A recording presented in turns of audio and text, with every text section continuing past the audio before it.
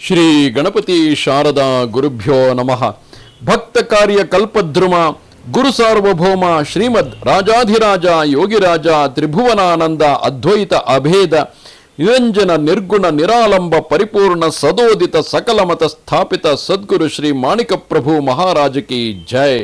ಶ್ರೋತೃಗಳಿಗೆ ಹಂಸಕವಿ ವಿರಚಿತ ಶ್ರೀ ದತ್ತ ಭಾಗವತದ 6ನೇ ಭಾಗ ಉತ್ತರಕಾಂಡ ಚತುರ್ಥ ಸ್ಕಂದ ಚತುರ್ಥ ದತ್ತಾವತಾರಿ ಶ್ರೀ ಮಾಣಿಕ ಪ್ರಭುವಿನ ಬಾಲಲೀಲೆಗಳು ಹಾಗೂ ಅವರ ಪ್ರಭುತ್ವ ಪ್ರಸಂಗಗಳ ಕುರಿತಾದ 3ನೇ ಅಧ್ಯಾಯಕ್ಕೆ ಸ್ವಾಗತ.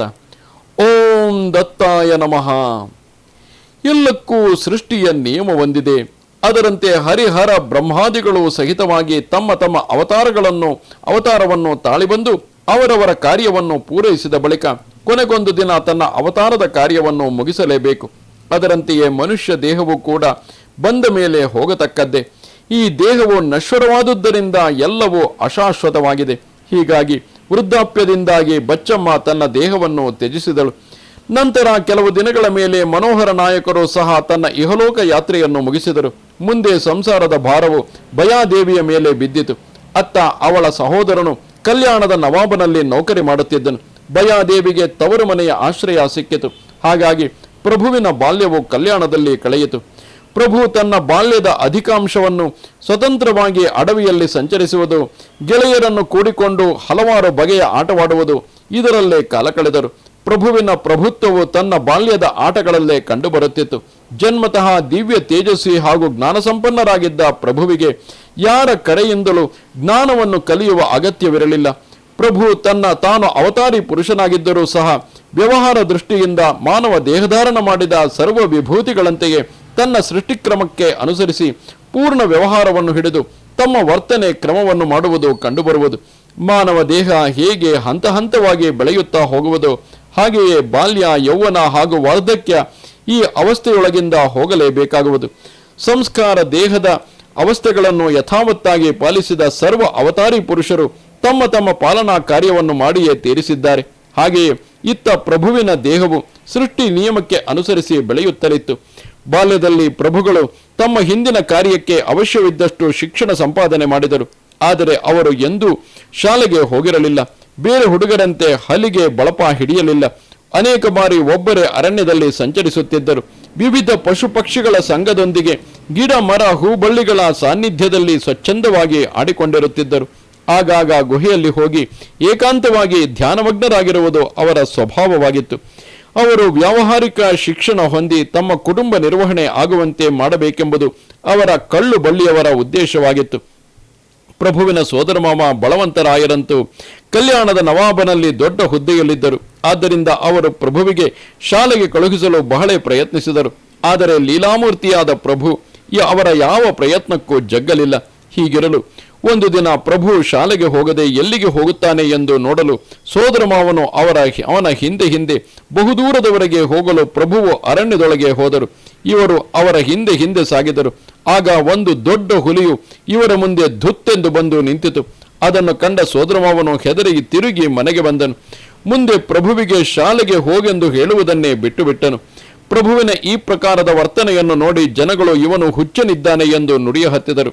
ಆದರೆ ಜನರ ಕಣ್ಣಿಗೆ ಹುಚ್ಚನಂತೆ ತೋರುವ ಪ್ರಭುವು ಸೃಷ್ಟಿಕರ್ತನ ಅವತಾರಿಕನಾಗಿದ್ದಾರೆಂದು ಕೇವಲ ಕೆಲವು ಪ್ರಾಜ್ಞರಿಗೆ ಮಾತ್ರ ಅರಿವಿಗೆ ಬಂದಿತು.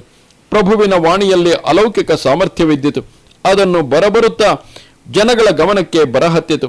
ಚಿಕ್ಕಂದಿನಿಂದಲೇ ಪ್ರಭುವಿನ ವಾಣಿಯು ಹಾಗೂ ಅವರ ಕೀರ್ತಿಯು ಕಲ್ಯಾಣದ ಸುತ್ತಲೆಲ್ಲವೂ ಹರಡಿತು.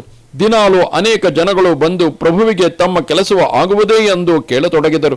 ಇದಕ್ಕೆಲ್ಲ ಪ್ರಭುವಿನ ವಾಣಿಯು ಕ್ರಮೇಣವಾಗಿ ಸತ್ಯವಾಗತೊಡಗಿದವು.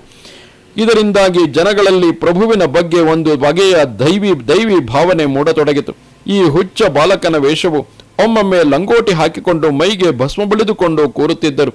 ಮತ್ತೊಮ್ಮೆ ಋಷಿ ಮುನಿಗಳು ಕೂಡುವಂತೆ ಆಸನ ಹಾಕಿಕೊಂಡು ಕೂರುತ್ತಿದ್ದರು. ಮಗದೊಮ್ಮೆ ವೇದಾಂತ ಪಂಡಿತರಂತೆಯೇ ಜ್ಞಾನಯುಕ್ತ ಮಾತುಗಳನ್ನು ಆಡುತ್ತಿದ್ದರು. ಯಾವಾಗಲೂ ಅವರೊಂದಿಗೆ ಬಾಲಕರ ಒಂದು ಗುಂಪು ಇದ್ದೇ ಇರುತ್ತಿತ್ತು. ಅಲ್ಲದೆ ಅವರ ಮಾತಿನಲ್ಲಿ ಒಂದು ಪ್ರಕಾರದ ಆಕರ್ಷಣ ಶಕ್ತಿ ಇರುತ್ತಿತ್ತು. ಪ್ರಭುಗಳು ಯಾವಾಗಲೂ ಆನಂದದಲ್ಲೇ ಮಗ್ನರಾಗಿರುತ್ತಿದ್ದರು. ಆದರೆ ಇಹಲೋಕದ ವಾಸಿಗಳಿಗೆ ಪ್ರಭುವಿನ ಗುರುತು ಸಿಗಲಿಲ್ಲ. ಇವರೇ ಮುಂದೆ ಗುರು ಸಾರ್ವಭೌಮ ಪದವಿಗೆ ಪಾತ್ರರಾದರು. ಇವರಿಗೆ ವಿಶ್ವದ ಗುರು ಪದವಿ ದೊರಕಿತು. ಪ್ರಭುವಿನ ಬಾಲ್ಯದ ಲೀಲೆಗಳು ಸಾಮಾನ್ಯವಾಗಿ ನಿಸರ್ಗದೊಂದಿಗೆ ತಾದಾತ್ಮ್ಯವಾಗಿ ದೃಗ್ಗೋಚರವಾಗುತ್ತಿದ್ದವು. ಶಬ್ದ ಸೃಷ್ಟಿಯ ವೈಭವಕ್ಕಿಂತ ನಿಸರ್ಗಜನ್ಯ ವೈಭವದಲ್ಲಿ ತಲ್ಲೀನವಾಗುವುದೇ ಪ್ರಭುವಿಗೆ ಆನಂದವೆನಿಸುತ್ತಿತ್ತು. ನಿಸರ್ಗ ವಸ್ತುಗಳಿಂದ ಪಡೆದುಕೊಳ್ಳುವ ಕಲೆ ಅಲೌಕಿಕವಾಗಿರುತ್ತದೆ. ಅದು ಪೂರ್ಣ ಪ್ರಭುವಿನ ಕೈವಶವಾಗಿತ್ತು. ಪೂರ್ವದಲ್ಲಿ ಆಗಿ ಹೋದ ಅನೇಕ ಸಂತ ಮಹಾತ್ಮರಿಗಿಂತ ಪ್ರಭು ವಿಶಿಷ್ಟವೇ ಆಗಿದ್ದರು. ಅವರ ಬಾಲ್ಯದಲ್ಲಿನ ಯೋಗ ಸಾಮರ್ಥ್ಯಗಳು ಅವರೆಲ್ಲರಿಗಿಂತಲೂ ವಿಭಿನ್ನವಾಗಿದ್ದವು. ಅವರ ಕಾಂತಿಯು ತೇಜಃಪುಂಜವಾಗಿದ್ದಿತು. ದತ್ತ ಜಯಂತಿಯಂದು ಜನ್ಮ ತಾಳಿದ ಪ್ರಭು ಅವಧೂತನಂತೆಯೇ ವರ್ತಿಸುತ್ತಿದ್ದರು. ಪ್ರಭು ಬಾಲಕ್ರೀಡೆಯನ್ನು ಆಡುವಾಗಲೂ ಅವಧೂತ ತತ್ವವನ್ನು ಬಿಡಲಿಲ್ಲ. ಅವರು ಹೋದಲ್ಲಿ ತಕ್ಷಣ ಪ್ರೀತಿಯ ವಾತಾವರಣವು ಉಂಟಾಗುತ್ತಿತ್ತು. ಪಂಚಮಹಾಭೂತಗಳ ಜೊತೆಗೆ ಪ್ರಭುಗಳು ತಾದಾತ್ಮ್ಯ ಭಾವನೆ ಹೊಂದುತ್ತಿದ್ದರು. ಅರಣ್ಯದಲ್ಲಿ ಹೋದಾಗ ಅವರ ಪ್ರಕಾಂಡವಾದ ಯೋಗ ಸಾಮರ್ಥ್ಯವನ್ನು ಹೊಂದಿದ್ದರು. ಪ್ರತಿಯೊಂದು ಸಜೀವ ಹಾಗೂ ನಿರ್ಜೀವ ವಸ್ತುಗಳಲ್ಲಿ ಸೇರಿಕೊಳ್ಳುವ ಸಾಮರ್ಥ್ಯವನ್ನು ಪ್ರಭು ಹೊಂದಿದ್ದರು. ಹೀಗೆ ಸರ್ವಶ್ರೇಷ್ಠ ಪದಾರ್ಥಗಳಲ್ಲಿಯೂ ಉತ್ತಮೋತ್ತಮ ಭಾಗ ತೆಗೆದುಕೊಳ್ಳುವುದರಿಂದ ಆರಂಭ ಮಾಡಿದ ಪ್ರಭು ಸಕಲ ಮತ ಸಂಪ್ರದಾಯವನ್ನು ಅಸ್ತಿತ್ವದಲ್ಲಿ ತರುವರು. ಸಮಸ್ತ ಲೋಕದಲ್ಲಿನ ಎಲ್ಲ ಧರ್ಮಗಳ ಉತ್ತಮ ಭಾಗವನ್ನು ಗ್ರಹಣ ಮಾಡಿದ ಪ್ರಭುಗಳು ಅವುಗಳಲ್ಲಿನ ಕೆಲವು ದೋಷಗಳನ್ನು ನಿವಾರಿಸಿ ಸರ್ವರ ಸಮನ್ವಯತೆಯನ್ನು ಸಾರಿದರು. ಸರ್ವರ ಅಂತರಂಗದಲ್ಲಿರುವ ಆತ್ಮವು ಒಂದೇ, ಅದರ ನಿಂದೆಯು ಬೇಡ ಎನ್ನುವ ಲೋಕ ಸಂದೇಶವನ್ನು ಸಾರಿದರು. ಆಗ ಪ್ರಭುಗಳ ವಯಸ್ಸು ಕೇವಲ 11 ವರ್ಷವಾಗಿತ್ತು ಎನ್ನುವಲ್ಲಿಗೆ ಈ ಅಧ್ಯಾಯವು ಮುಕ್ತಾಯವಾಗುತ್ತದೆ. ಅವಧೂತ ಚಿಂತನ ಶ್ರೀ ಗುರುದೇವ ದತ್ತ. ನಮಸ್ತೆ ಶಾರದೆ ದೇವಿ ಕಾಶ್ಮೀರ ಪುರವಾಸಿನಿ ತ್ವಾಮಹಂ ಪ್ರಾರ್ಥಯೇ ನಿತ್ಯಂ ವಿದ್ಯಾದಾನಂಚ ದೇಹಿಮೆ. ನಮಸ್ಕಾರ.